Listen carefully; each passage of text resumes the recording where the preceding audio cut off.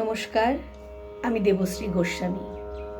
বিষয় যখন রবীন্দ্রনাথ, এই নিয়ে একটি আলোচনা চলছিল। রবীন্দ্রনাথ ঠাকুরের গান নিয়ে যদি কথা বলি, সেই প্রত্যেকটি গান রচনার পেছনে কিন্তু একটি করে গল্প আছে। যারা আমরা রবীন্দ্রসঙ্গীত গাই, তারা যদি গল্পটা বুঝি বা জানি এবং রবীন্দ্রনাথ ঠাকুরের কোন পরিস্থিতিতে এই গানটি তিনি রচনা করেছিলেন এটা যদি জানতে পারি, তাহলে বোধহয় গানের ভাব প্রকাশ করাটা অনেক সহজ হয়, প্রকৃতভাবে সহজ হয়। আজকে সেরকমই একটি গানের পিছনের গল্পটা শুনবো, জানবো। তার আগে গানটা। আমার প্রাণের পরে চলে গেল কে, বসন্তের বাতাসটুকুর মতো, সে যে ছুঁয়ে গেল, নুয়ে গেল রে, ফুল ফুটিয়ে গেল শত শত, সে চলে গেল বলে গেল না, সে কোথায় গেল ফিরে এলো না, সে যেতে যেতে চেয়ে গেল কি যেন গেয়ে গেল, তাই আপন মনে বসে আছি কুসুম বনেতে। সে ঢেউয়ের মতো ভেসে গেছে, চাঁদের আলোর দেশে গেছে, যেখান দিয়ে হেসে গেছে হাসি তার রেখে গেছে রে। মনে হলো আঁখির কোণে আমায় যেন ডেকে গেছে সে। আমি কোথায় যাব, কোথায় যাব ভাবতেছি তাই একলা বসে। সে চাঁদের চোখে বুলিয়ে গেল ঘুমের ঘোর, সে প্রাণের কোথায় দুলিয়ে গেল ফুলের ডোর।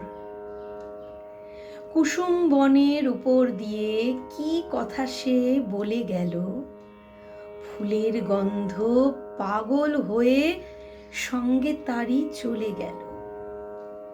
হৃদয় আমার আকুল হলো, নয়ন আমার মুদে এলো রে, কোথা দিয়ে কোথায় গেল সে। আমার প্রাণের পরে চলে গেল কে, বসন্তের বাতাসটুকুর মতো।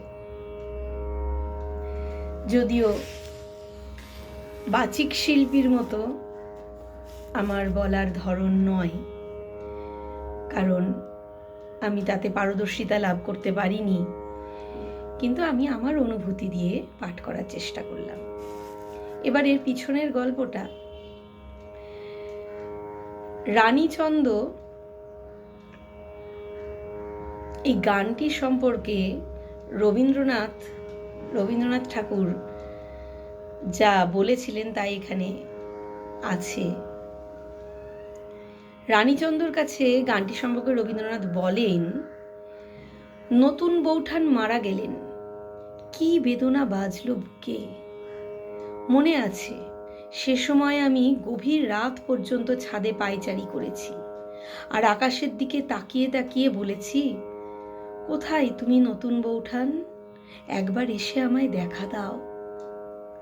কতদিন এমন হয়েছে সারা রাত এভাবে কেটেছে। সেই সময়ে আমি এই গানটাই গাইতুম বেশি, আমার বড় প্রিয় গান বলে গেয়ে উঠেছেন, আমার প্রাণের পরে চলে গেল কে, বসন্তের বাতাসটুকুর মতো। তিনি বলতেন, দেখ মজা এই যে মরে যায় তার আর বয়স বাড়ে না।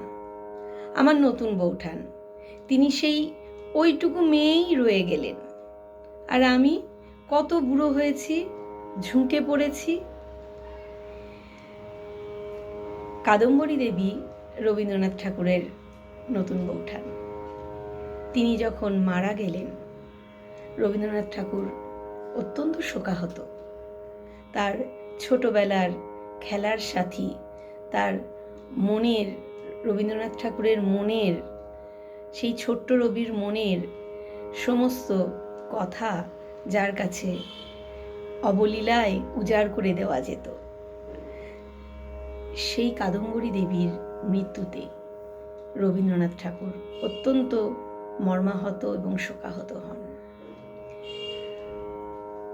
এমন একটি ঘটনা ঘটে যাবে এ কথা বোধহয় কেউই কল্পনা করতে পারেননি।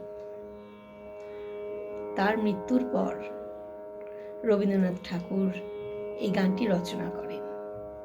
এই গানের পিছনে এটি সেই গল্প। কেমন লাগলো জানাবেন।